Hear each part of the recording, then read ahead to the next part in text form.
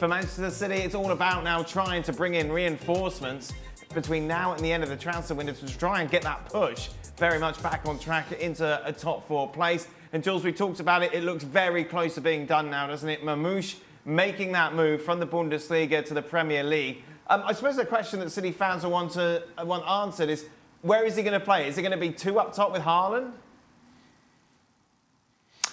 Not straight away, no. I think this is a possibility and he will give you that option, a bit like what Alvarez used to give you at times.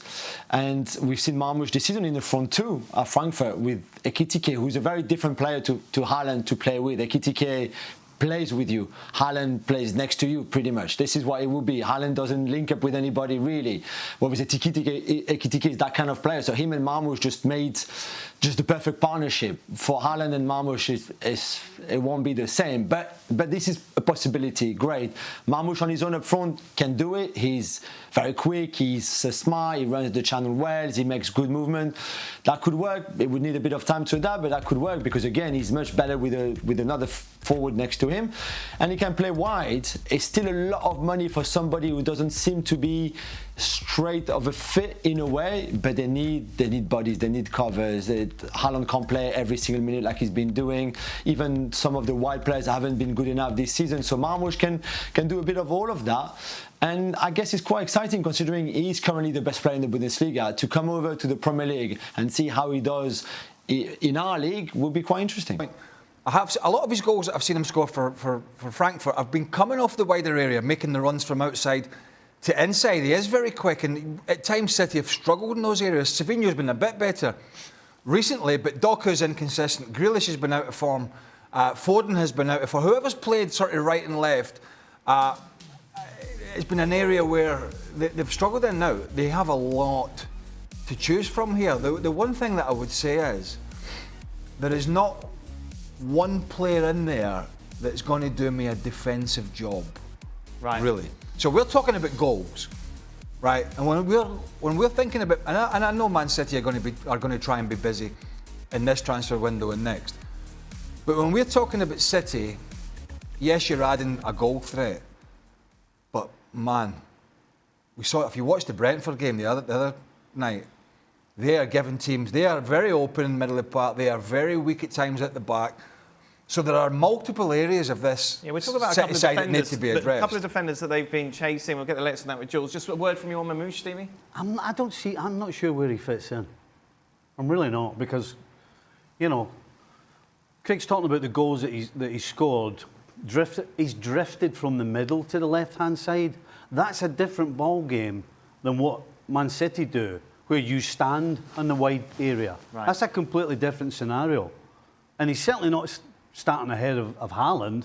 So I just wonder, I'm just a little surprised that he's sort of right now gone and he's going to sign for Manchester City. I don't see how he walks into the team. One last thing, how much is it going to cost, Jules? We think around 65 million euros, which is a lot of money. And we knew City were going to spend, but I don't think any of us thought they would spend that much, because the tally at the end will be 200 million. Yeah. And spending 200 million euros in January is unprecedented. It never happened before. And certainly a lot of that money was not planned to be spent this month. It's just they have obviously been so bad and in crisis that they feel they have to spend. But you wonder how many of those signings are a bit of panic signing. Let's do them. We need something. We not. But that's a lot of money to invest in January. Okay, as Craig mentioned, of course, they need defenders. They've been linked to 2, haven't they? Khusanov and Reis. Tell us about them. We'll talk about Cambiaso in a minute. Let's talk about Khusanov first, shall we? And Reis. These players are going to come in and start, Jules? It's a great question. I mean, for Vitor Reis, who's a young Brazilian who's never left Brazil, who looks very, very good and has a lot of potential again, and City with him and Khusanov would have brought the potential first and foremost. But Reis, I think we need a bit of time. Khusanov at least has been in in Ligue 1, in one of the big 5 leagues for 18 months now, coming from Belarus. We talked a little bit about it yesterday with Craig. This is one of the most profitable transfers ever, considering Lens bought him for £84,000 and are about to sell him for pretty much 45. It's just 45 million. It's a 44.9 million profit on one centre-back who's 20, Uzbek international. Again, huge potential because he's quick, he's tall.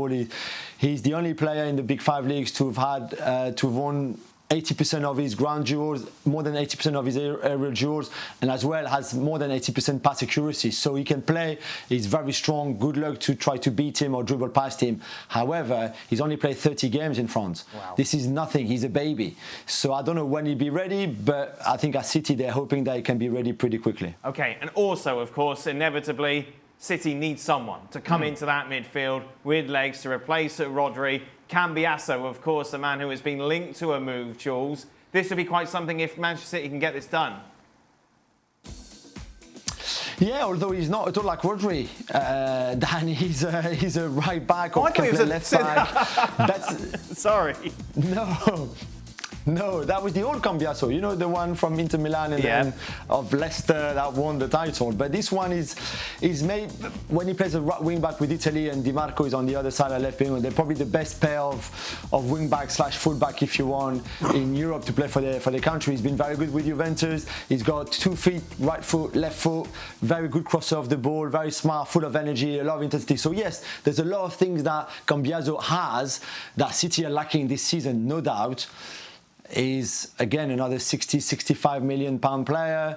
He's 24. At least he's got Champions League experience, Serie A experience. So this is a different category really than Khusanov, Reis, or even Marmoush, to be fair, who has not played in Europe as much as Cambiaso, for example. So it's an interesting one. I still think it's a lot of money for him. Just going back to my complete and utter faux pas, why aren't they getting someone in midfield?